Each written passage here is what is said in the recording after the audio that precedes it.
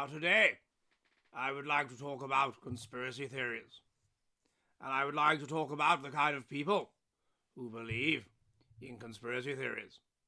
And one thing that I need to make clear is that we have to distinguish between the kind of mentally unstable people who believe in massive worldwide conspiracy theories of a fiendish network of insidious, evil people who in some nebulous way control the world, and the intelligent and perceptive people who notice that there really are genuine conspiracies of a small number of people, highly intelligent, highly motivated, who are able to change, or at least speed up, the course of world events. One of these was true of myself. World War II, you may argue, would have happened eventually. But, you see, there was a group called the Focus, who was a combination of various interest groups, and they wanted it to happen. And the thing is, you see, I didn't have any bloody money. I was out of government office. I had a small salary as a member of Parliament. I had my enormous house Chartwell to maintain.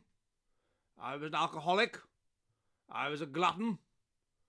I lived well beyond my means. I needed their money. So they gave me their money. And I used all of my noted oratorical skill to prosecute the case for war. And eventually, war was achieved. And then once I was Prime Minister, I stopped any attempt by those wicked Nazis to negotiate peace. This is the kind of conspiracy that is very real, and it is what I want to talk about today. Hello, and welcome to this edition of the Jolly Heretic. Now, as I hope you gathered from Winnie there, what I want to talk about today is the issue of conspiracy theories, of who believes in conspiracy theories, and how sometimes they are right. Now, I get a lot of flack on this channel for not being sufficiently willing to accept that there are conspiracies. A lot of my viewers, they are firmly of the belief that there are the sort of giant conspiracies going on that are controlling events, and if only those conspiracies could be stopped, then everything would be okay. And I've argued that that's not the case. I've argued that we live in a cycle of civilization, and in various other videos, based on the intelligence, based on genetic health and Darwinian selection pressures and so on, and we are simply going through that cycle of civilization, and there's really not a lot we can do about it. But there are certain things we can do about it. We can speed it up, or we can slow it down a little bit, based on how we behave and based on what kind of people attain positions of power. And in this sense, conspiracies to attain power and control people, as long as they are small scale, are very, very real. But often they're done in the open. This is the difference. The idea that there is a secret conspiracy of people, and that people with a certain gnosis understand that conspiracy and want to do something about it, that normally is not the case. What's normally going on is there is a conspiracy in the sense of, not even, is that the right word, but a group of people organising and planning things in their own interests, and they're doing so practically in the open. And that is and therefore they are controlling events. And that is the difference. And that is what is very real. And that's what I want to draw the distinction between today. But first of all, then, the kind of people that believe in outlandish conspiracies. Now, there's a number of papers on this, and there's been a very interesting meta-analysis called by Goris and Martin Verosak, and they look at 74 effect sizes in 13 different studies on the relationship between psychology and believing in conspiracy theories. Now, what they interestingly find is that although you have lots of individual studies that say there's there's this effect and there's that effect. When you actually meta-analyze it and bring them all together, the effect sizes are very small. The key issues appear to be paranoia and a perceived sense of powerlessness. Now, how they define a conspiracy theory is a vast, insidious, preternaturally evil group of people, a network that is worldwide in scope and secret, that gets together and is fiendish in character and tries to control world events.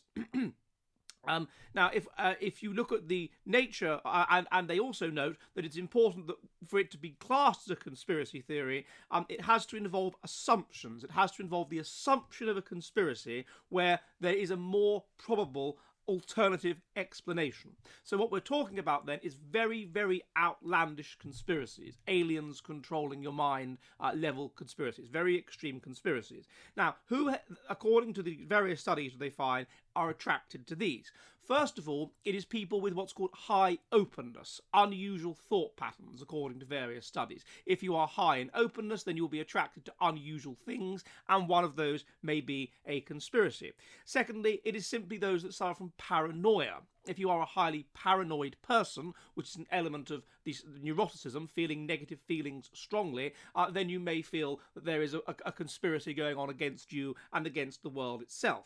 The third is people being high in schizotypy. Schizotypy is a scale that ranges from normal to out-and-out schizophrenic. What those people do is they over-detect agency. That is one of the elements of being on the schizotypy scale. You over-detect agency behind events, and therefore you are prone to believing in conspiracy theories. Another is narcissism. One of the components of narcissism is that you believe that you are special and brilliant, and that you only deserve to be around other special, brilliant people. Now, if you, as a narcissist, do not achieve the high level of social status and esteem that you believe you are worthy of, then that doesn't make any sense. That's kind of cognitive dissonance. So one way of coping with that is to believe that there is a giant conspiracy against you to keep you down, and that's why you haven't achieved the high level of status that you, as a brilliant, fantastic person, are worthy of achieving. Another of these, again related, is having high self-esteem. If you have high self-esteem and you think you're brilliant and you haven't achieved very much in life, then a way of coping with that, of making sense of that, of your situation, is that there's some sort of giant conspiracy against you because you're so wonderful and important and you need to be kept down. Another one is simply attitudes towards authority. This is a component of various psychological traits. If you have a defiant attitude towards authority, then this might make you paranoid as well and believe in conspiracy theories. And another is simply a low level of analytical thinking, which is a component, not the essence of, intelligence. Analytical thinking, that you can reason in an analytical fashion. And if you can do that, then you will, of course, follow Occam's razor. The simplest explanation is the best, and you won't need to add in conspiracies to make sense of your world when these are not necessary. But if you are of lower analytical ability, then you will do that. Perhaps an element of intelligence as well is that its low IQ is associated with black and white thinking, and the conspiracy theory tends to involve good and evil in a clear kind of way. Oh, there's the good, and I'm part of the good, and there's the evil, and oh, they're so evil, and they shall one day be punished because they are traitors. That kind of view. So these are the key issues. Really what you have then is elements of schizophrenia or schizotypy and elements of neuroticism, rather than the traits itself, simply elements of these. Now, the first thing to emphasize before some twit says in the comments section, oh, you're saying everyone that believes in conspiracy theories has low IQ. Oh, you're saying everyone that believes in conspiracy theories is schizophrenic. Oh, you're saying everyone believes in conspiracy theories is neurotic. Before you write that, listen, the effect sizes are small. So the largest effect size of any of these studies was 0.26, 1 being an absolute effect. The main effect, the effect size, for example, for analytic thinking was 0.21. Many of these effect sizes were trivial, around the area of 0.1. So we're talking small effect sizes. It's real. If you take a large group of people that believe in conspiracy theories, they will be higher in paranoia, higher in schizotypy, lower in analytic thinking, higher in openness than another random group of people. But it is a small effect size. That's the first thing to understand.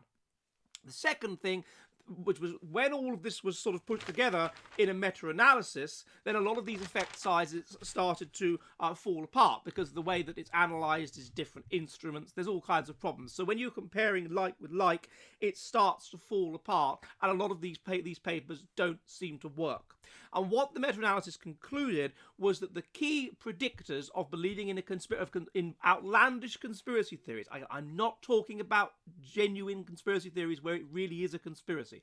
Outlandish conspiracy theories is that you're feeling that you are not in control of your life, a feeling of helplessness, a feeling of being disconnected from the world, being high in paranoia, and being high in schizotypy, and also a syndrome that they call anomia, which is a combination of being a dominant personality type combined with feeling a sense of powerlessness, with strongly needing a sense of closure about things that happen in your life, and with being very low in trust. And what they found, interestingly, is that those things coalesce together into one personality type, which is known as anomia. So that's who believes in that's the psychology of conspiracy theorists. But I should emphasize that we are talking about small effect sizes. And so if anybody says in the chat, oh, you're saying all conspiracy theorists are stupid, you're saying all conspiracy theorists are schizophrenic, then, well, they're just evidencing the fact that they're stupid. But that's the data, right? Small effect sizes. Now you have to distinguish between that and the real conspiracies, the things which are when a small number of highly intelligent, highly motivated, often quite malevolent people get into positions of power. And we know that this happens because what predicts doing well in the world of politics or in the world of finance is high intelligence combined with basically psychopathic traits. High intelligence combined with being relatively low in agreeableness and relatively low in conscientiousness, and sometimes high in neuroticism, because neuroticism makes you Machiavellian, it makes you want to attain power, it makes you want to control the world. You see the world as an unstable, dangerous place, and you want to control it. So this kind of psychological type will tend to attain positions of power.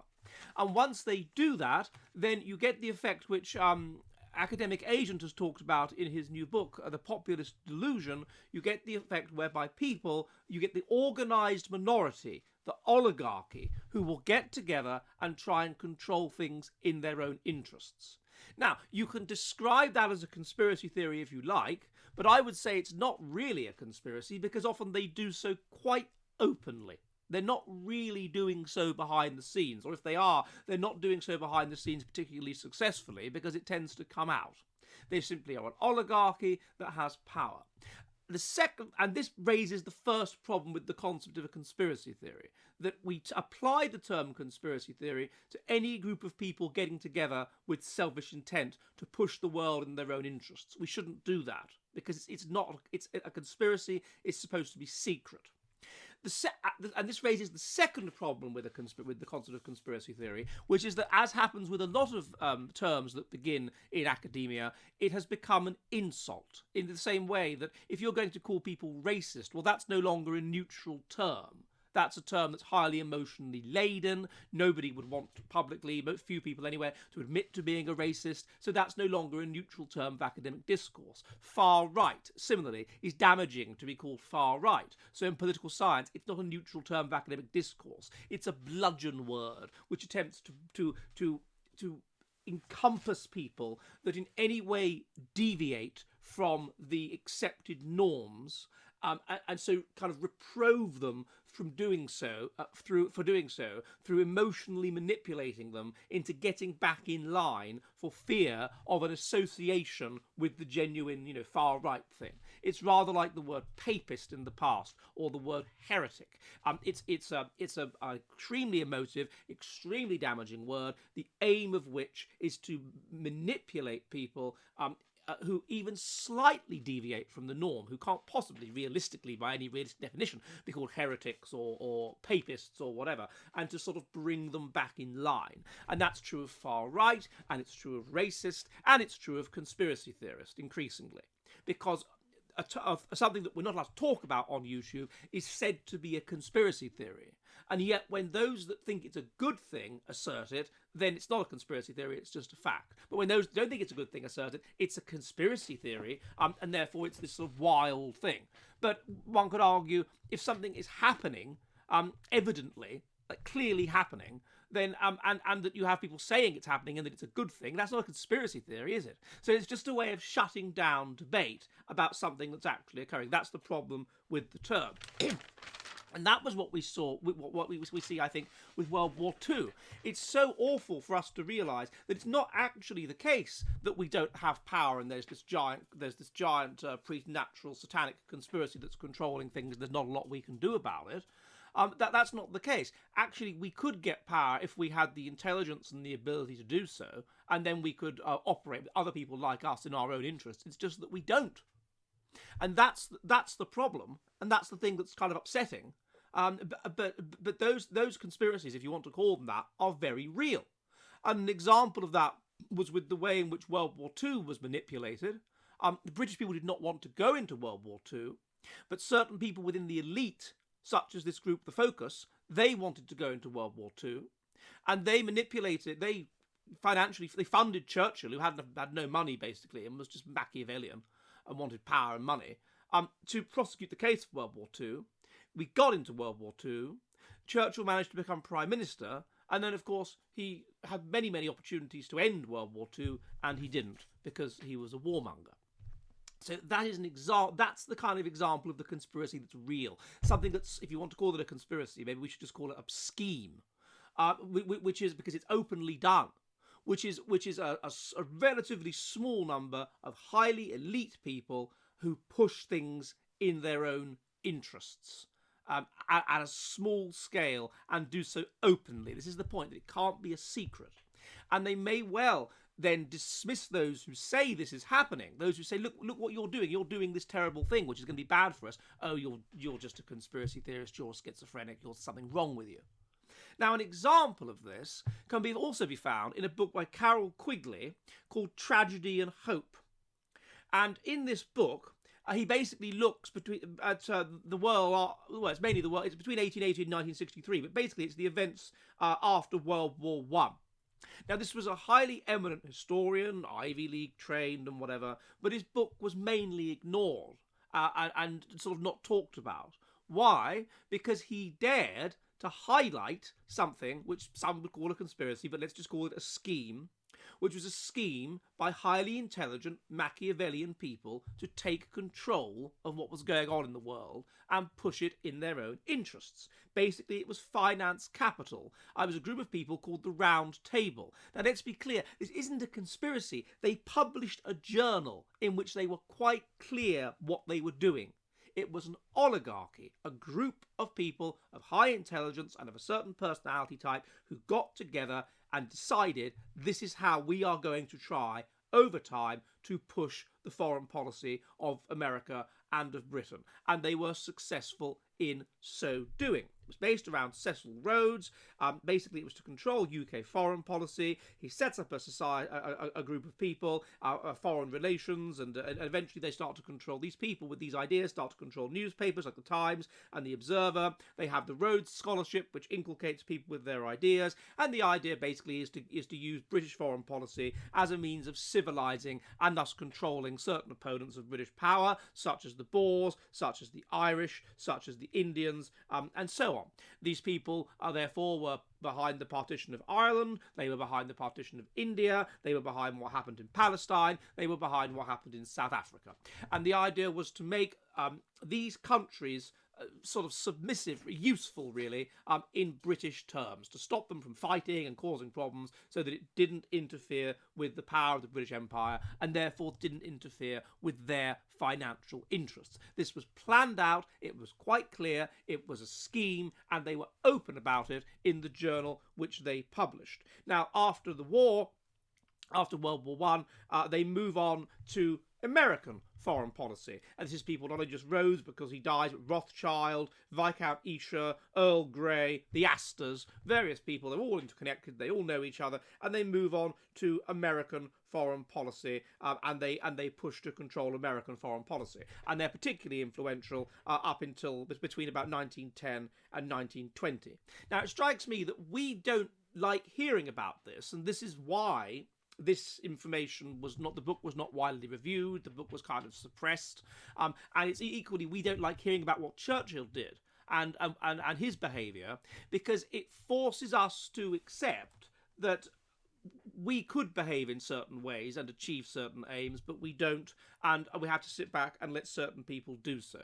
So it shows us in a weird way that we are not inherently powerless, because that's what these wide-ranging conspiracy theories imply. They're almost like devils controlling the world in a neo-Gnostic way, and we just become powerless, but we feel a sense of power because we know in a deep way that the conspiracy is happening and other people don't understand it. No. This implies that we're not powerless. We have the potential to do things, it's just that we don't. And other people who are smarter than us, who are better organised than us, who have a different personality type from us, those people are able to get together and push things the way that they want, and that we don't. And that's not very pleasant. And so we'd rather kind of almost not hear about that. And as for Churchill, again, it's a similar thing. It implies that there was no inevitability to World War II. There was no inevitability to all of these things that happened. It was some people that decided to get together and push things their way. And there was nothing that could be done about it. And you see this also with New Labour. New Labour can be, it's not a conspiracy because it was quite open. It was a scheme. We are going to rub the right's nose in diversity. A deliberate, as one of their members, Andrew Nether, said, a deliberate scheme to change England so that it was more controllable, basically, from their perspective, and so they could basically make more money and have more power. A deliberate scheme. Now that is not, if the evidence is there, and the thing is that normally these people are perfectly open about what they're doing if you know where to look. They're perfectly open. Tony Blair has done speeches where he's perfectly open that what you have to do is don't tell the British people what you're going to do, that you're going to have whatever policies they don't like. No. Just subtly do it, salami slicing, and then you will get what you want. And he's open about this. There are videos of him online saying this. It's in the open. And so it's not a conspiracy, because conspiracies will tend to leak, and conspiracies will make people look dishonest. No, it's in the open. What was going on with Churchill was in the open. And those things are very real.